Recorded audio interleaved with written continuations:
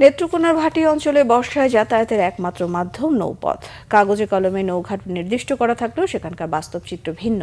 ঘাটগুলোতে নেই যাত্রী ছাউনি, সুপেয় পানির ব্যবস্থা।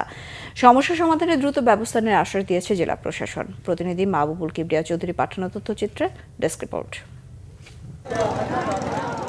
হাওর বাওর নদী নালা খালবিল অধ্যুষিত জেলা নেত্রকোনা। 10 উপজেলায় প্রশাসনের বরাদ্দ করা নৌঘাটের সংখ্যা 60টিরও অধিক।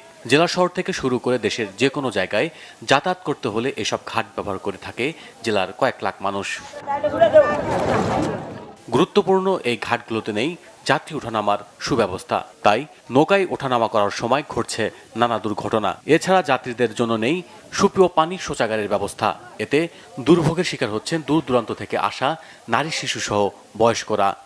প্রচণ্ড রৌদ্র এবং বৃষ্টি আসলো, তখন তারা কোথায় যাবে? ট্রলারে উঠতে পারতেছে না এবং কোথাও যাইতেও পারতেছে না, তখন তারা এই রাস্তার মধ্যে ভিজতে হয়। নৌকাগুলা যে ভিড়াইবো উঠতে অনেক সমস্যা। অনেক সময় নৌকা ওঠার সময় আমরা পড়ে যাই। তারপরে স্কুলের ছাত্রছাত্রীরা আছে, ওরা উঠতে অনেক সমস্যা হয়। রুগী তুলতে অসুবিধা, রুগী নামাতে অসুবিধা। অনেক দূর থেকে ঢাকা থেকে রাত্রে 12টা একটা পৌঁছে ওই ট্রলার গাড়ি পৌঁছে, কিন্তু যাতায়াতের পরে আর কোনো সুবিধা থাকে না।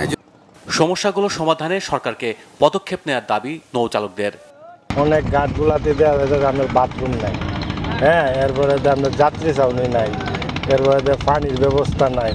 এটা বিরাট একটা দুর্ভোগ, চলাচল খুব কষ্ট। অনেক সময় পিছলাকায় পড়ে যায়, কিন্তু তারপরও আমরা একটা অসুবিধার মধ্যে আছি। আশ্বাসের কথা বলেছেন জেলা প্রশাসক। আমাদের মূল সমস্যাটা হয় কি জানেন, ম্যানেজমেন্ট বা ব্যবহারের একটা বিষয় কিন্তু থাকে। আমাদের সাধারণ জনগণ কিন্তু ওয়াশরুমগুলো সঠিকভাবে ব্যবহার করে না। এর ফলে কিন্তু ওখানে কিন্তু আরেক রকমের একটি নোংরা পরিবেশের সৃষ্টি হতে পারে, সেটাও একটি বিবেচনার বিষয়। যাই হোক, জনগণ যদি দাবি করে যে না, এখানে ওয়াশরুম ব্লক হলে তাদের জন্য ভালো হয়, আমরা সেটা করে দেওয়ার জন্য ব্যবস্থা করব। নৌপথকে জনবান্ধব করে তুলতে কর্তৃপক্ষ প্রয়োজনীয় উদ্যোগ গ্রহণ করবে, এমন প্রত্যাশা স্থানীয়দের। Bangla vision news desk.